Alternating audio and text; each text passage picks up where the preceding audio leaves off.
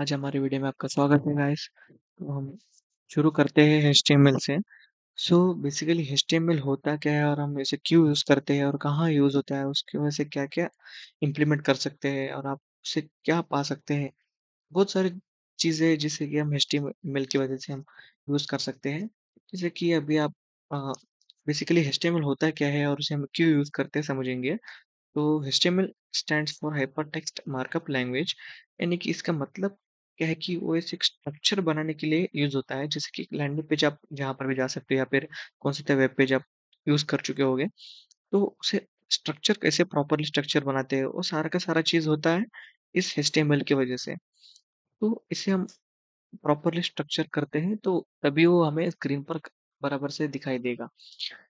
तो HTML, CSS, JavaScript, react सारा का सारा चीज़ मिला के हमें उसे कहते हैं web technology. So basically web technology होता क्या है कि uh, various tools and techniques are when we use and gather together and connect them, then it can be said as a web technology. सो तो हम इसे आसान भाषा में बता दिया जाए तो हम इंटरनेट की वजह से सारा का सारा चीज़ हम एक दूसरे की वजह से जुड़े हुए हैं। ये भी एक वेब टेक्नोलॉजी ही है। तो एक तरीके से वेब टेक्नोलॉजी हुआ। तो हम शुरू करते हैं वेब टेक्नोलॉजी से बेसिक से। सो डब्ल्यूडब्ल्यू आप कौन सा भी वेबसाइट में जाते हो तो वहाँ पे स्टार्टिंग में डब्ल्यूडब्ल्यू दिखाई देता है, बाद में dot coms, example dot com या फिर गिग्स फॉर गिग्स, कुछ भी दिखाई देता है। डब्ल्यूडब्ल्यूडब्ल्यू स्टैंड्स मतलब क्यों होता है, क्यों काम करता है, क्या काम कर रहा है और किसने काम बनाया है वो। तो उसका काम ये है कि वर्ल्ड वाइड वेब, यानी कि आप दुनिया में कौन से भी कोने से आप उसे यूज कर सकते हो, तो उसे कहते हैं W3, यानी कि वर्ल्ड वाइड वेब, WWW। और इसे बनाया है वर्ल्ड वाइड वेब कंसोर्टियम, यानी कि एक ऑर्गेनाइजेशन है कंसोर्टियम करके। उन्होंने इसको गाइडलाइंस दिया है इन 1994 में। और जिसने एचटीएमएल ने बनाया उसका नाम है टिम बर्नर्ली। सो हम स्क्रैच से बेसिकली सीखेंगे कि किसने किसने बनाया, क्यों बनाया, हर एक चीज, और ये कैसे काम करता है, कैसे क्यों नहीं। तो अभी मैंने शुरुआत से जानेंगे। तो सबसे पहले आपको यहाँ पे आपको नोड.जेएस इंस्टॉल करना पड़ेगा। फिर उसके बाद आता है वीएस कोड। तो अगर आपके पास मैक है तो मैक के लिए इंस्टॉल हो जाएगा, आपके पास विंडोज है तो विंडोज के लिए इंस्टॉल हो जाएगा। चलिए हम नेक्स्ट शुरुआत करते हैं, एक काम कैसे करता है।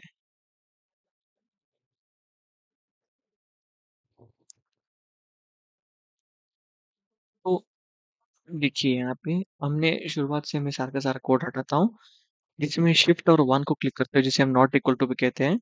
क्लिक किया, एंटर प्रेस किया।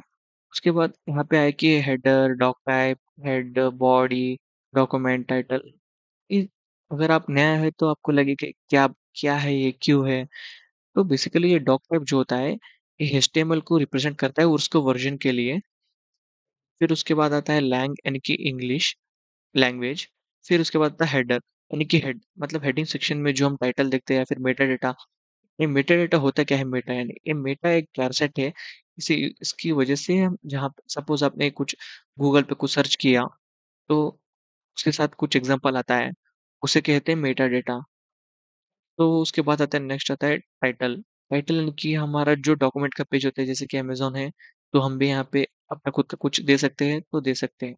आप यहाँ पे इसको चेंज करके कुछ नया दे सकते हैं, दे सकते हैं। पहले देखेंगे कि शुरुआत में बॉडी क्या काम करता है। हमें जो भी कोड लिखना होता है, सारा का सारा हर एक चीज़ हमें बॉडी के अंदर लिखना होता है। जैसे कि हम शुरुआत करते हैं हेलो वर्ल्ड से।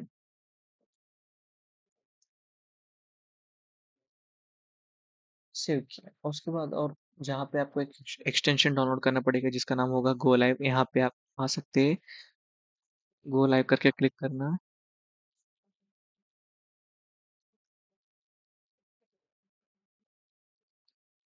तो यहाँ पे गो लाइव को डाउनलोड कर सकते हैं। उसके बाद आपको यहाँ पे नीचे लाइव का ऑप्शन दिख जाएगा। तो हम क्लिक करने के बाद आपको एक पोर्ट मिल जाएगा। यहाँ पे उस पोर्ट पर आपको रिडायरेक्ट कर दिया जाएगा। जैसे कि गो लाइव है, यहाँ पे क्लिक किया तो मुझे यहाँ पर लेके आया। होता क्या है कि हमने जो नाम दिया था, यहाँ पे डॉक्यूमेंट है आपको दिख रहा है, फिर डॉक्यूमेंट और टाइटल की वजह से आ रहा है। तो अगर आप टाइटल में कुछ और नाम लिखते हो तो वो नाम आ जाएगा। तो हेलो वर्ल्ड हमने हेलो वर्ल्ड लिखा था इसलिए हेलो वर्ल्ड आ गया। आप जो भी नाम लिखते हो तो वो उधर आ जाएगा। बेसिकली ये H1 होता क्या है? H1 यानी कि हेडर टैग, यानी कि H1 से लेके H6 तक डिफरेंट डिफरेंट डिफरेंट टैग्स होता है, जिसकी वजह से हमें आसानी से जो फॉन्ट का कैरेक्टर साइज है ज़्यादा छोटा बड़ा कर सकते हैं। जैसे कि मैं आपको यहाँ पे एग्जांपल देता हूँ। H2 hello, H3 H4 hello, H5 hello, H6 hello. तो हमने यहाँ पे इतने सारे लिखा है और आप यहाँ पे देख सकते हो कि हर एक चीज़ अलग अलग से है, यानी कि उसका साइज। तो एक काम ऐसे करता है, अगर सपोज आपको ये वाला चाहिए तो आप H3 यूज़ कर सकते हो। अगर आपको सबसे बड़ा दिखाना है तो आप ये दिखा सकते हो। आप अगर आप उससे भी बड़ा दिखाना है तो आपको H1 यूज़ करके उसके बाद आप फॉन्ट फैमिली आपको CSS के अंदर दिखा दिया जाएगा कैसे काम करता है। फॉन्ट साइज, फॉन्ट फैमिली बहुत सारा होता है। ये जो होता है ना, इसे हम फॉन्ट कहते हैं। और उसका जो साइज होता है उसका फॉन्ट साइज या फिर उसका फॉन्ट फैमिली, जैसे कि ये थोड़ा सा अलग सा है, ये थोड़ा अलग सा है, और ये ऊपर का जो लिखे से ये तो थोड़ा दूसरा आ गया। उसी तरह ये फॉन्ट फैमिली काम करता है। तो हम चलते हैं अपने VS कोड में। तो उसके बाद आते हैं हम आर्किटेक्चर डायग्राम। मतलब ये काम कैसे करता है? तो हमारे पास होता है इमेज टैग।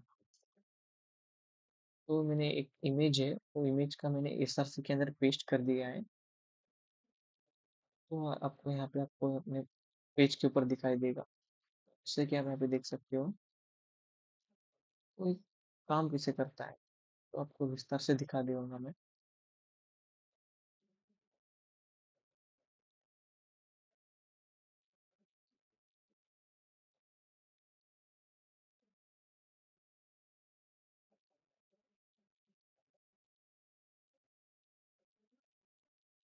कोई बात नहीं।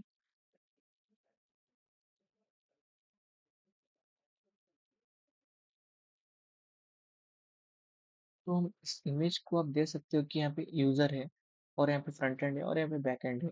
एक ही जो यूजर जो होता है, हम इंटरेक्शन जो होता है फ्रंट एंड के लिए होता है, और जो फ्रंट एंड होता है उसके बैक एंड से कनेक्टेड होता है। यानी कि जो डेटा हो, क्या डेटा चाहिए, क्या यूजर मांग रहा है, इसके बेसिस के ऊपर ही बैकएंड से डेटा रिवर्स होता है।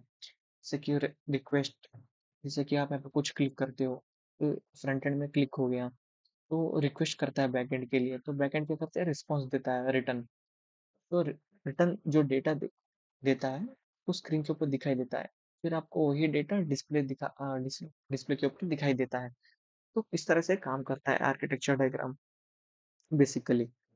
तो हम आने वाले वीडियो के अंदर हम सारा का सारा स्क्रैच से लेके एडवांस लेवल तक सीखेंगे। HTML काम कैसे करता है, इसके एडवांस क्लासेस और हर एक चीज़ सीखेंगे। और वेब ब्राउज़र, वेब राउटर्स, और port number, port ID, dynamic page क्या होता है, स्टैटिक पेज क्या होता है, हर एक चीज़ हम ध्यान से देखेंगे और ध्यान से कोडिंग करेंगे इसके लिए। तो आज की वीडियो में हमने सीखा ये है कि फर्स्ट अपना खुद का VS को डाउनलोड कीजिए। उसके बाद नोड जेएस, उसके अंदर होता है शिफ्ट और 1, जिसे हम नॉट इक्वल टू कहते हैं। तो बाद में आपको स्निपेट मिल जाएगा, हम उसे या फिर लैंग भी कह सकते हैं। आपको यहाँ पे सारा का सारा यहाँ पे मिल जाएगा। तो एक डॉक्यूमेंट होता है, अगर आप कुछ भी अगर दूसरा नाम देना चाहते हो तो दे सकते हो, जैसे कि टेम्पलेट। देखो यहाँ पे टेम्पलेट नेम चेंज होगा, डॉक्यूमेंट था टेम्पलेट हो गया। तो इस तरह से बेसिकली काम करता है। तो अगर आप कुछ इन्फॉर्मेशन चाहते हैं, अगर इसके बारे में नोट्स चाहते हैं, तो कमेंट में नोट्स करके लिख दीजिए। मैं आपको नोट्स भेज दूंगा, या फिर मैं अपलोड कर दूंगा वहाँ, डायरेक्ट लिंक पे आप मिल जाएगा आपको। इस तरह से काम करता है और आपको हर एक चीज़ स्टेप बाय स्टेप सिखा दूंगा, जैसे कि web browser, web router, web technology को एडवांस क्लासेस, और सारे के सारे HTML के टैग्स, हर एक चीज़ लाइन बाय लाइन सिखा दूंगा। और ये काम किस तरह से करता है कि, यानी कि हमें ये कैसे मेंटेन करना है। तो जब हम हमें बस कुछ नहीं, ज़्यादा नहीं, एक फ़ाइल के अंदर अपना एक फ़ोल्डर के अंदर न्यू फ़ाइल खोलना होता है। जब न्यू फ़ाइल खोलेंगे, तो उसका नाम आप कुछ भी लिख सकते हो, जैसे कि मैंने यहाँ पे इंडेक्स लिखा है, आप कुछ भी लिख सकते हो आप, जैसे कि अपना खुद का नाम है या फिर कुछ भी। बाद में उसके बाद डॉट एचटीएमएल, ये डॉट एचटीएमएल रिप्रेजेंट करता है कि आप कौन सा लैंग्वेज यूज़ कर रहे हो। जैसे कि सीएसएस, अगर आप डॉट सीएसएस लिखते हैं तो सीएसएस फाइल हो जाएगा। अगर आप डॉट जीएस लिखते हैं तो जावास्क्रिप्ट फाइल हो जाएगा। अगर आप डॉट पीवाई लिखते हैं तो पाइथन वाला हो जाएगा। अगर आप टीएस लिखते हैं तो टाइपस्क्रिप्ट हो जाएगा। इसी तरह डिफरेंट डिफरेंट आप एक्सटेंशंस जो भी लिखते हैं उसके ऊपर डिपेंड करता है। अगर आपके लिए गो लाइव आप आपके लिए काम नहीं कर रहा है तो राइट क्लिक कीजिए, यहाँ पर आपको मिल जाएगा गो लाइव करके। तो आप यहाँ से भी गो लाइव कर सकते हैं, ओपन विथ लाइव सर्वर या फिर स्टॉप लाइव सर्वर यहाँ पे आपको मिल जाएगा। तो आप यहाँ से भी आप डायरेक्टली कर सकते हैं। कुछ लैपटॉप में काम करता है, कुछ लैपटॉप में काम नहीं करता है। हाँ, ठीक है, कोडिंग सीखने के लिए भी, बेसिक्स सीखने के लिए आपको ज़्यादा कंप्यूटर का हार्ड मटेरियल नहीं चाहिए, जैसे कि आपके पास 4 GB रैम है, ठीक है, कोई बात नहीं, चल जाएगा। बस आपका वीएस कोड सपोर्ट करना चाहिए उसके लिए। तो चलिए मिलते हैं अगले वीडियो में, और अगले वीडियो में हम सीखेंगे बहुत सारा नए-नए चीज़, जैसे कि डायनामिक वेब पेज क्या होता है, स्टैटिक वेब पेज क्या होता है, attributes, structure of URL, domain naming system. तो ये बेसिक सा चीज़ होता है, जिसे इससे ये सब सीखने के बाद हम एक-एक स्टेप आगे-आगे बढ़ते-बढ़ते जाएँगे। जहाँ पर हम आने वाले वीडियोज़ के अंदर बहुत सारा चीज़ सीखेंगे, जैसे कि local attributes, global attributes, forms, बहुत सारा चीज़ है इसके अंदर, जैसे कि आप सीख सकते हैं यहाँ पे। बहुत आने वाले वीडियो में बहुत मज़ा आएगा कोडिंग करने के लिए। चलिए चलते हैं अगले वीडियो में।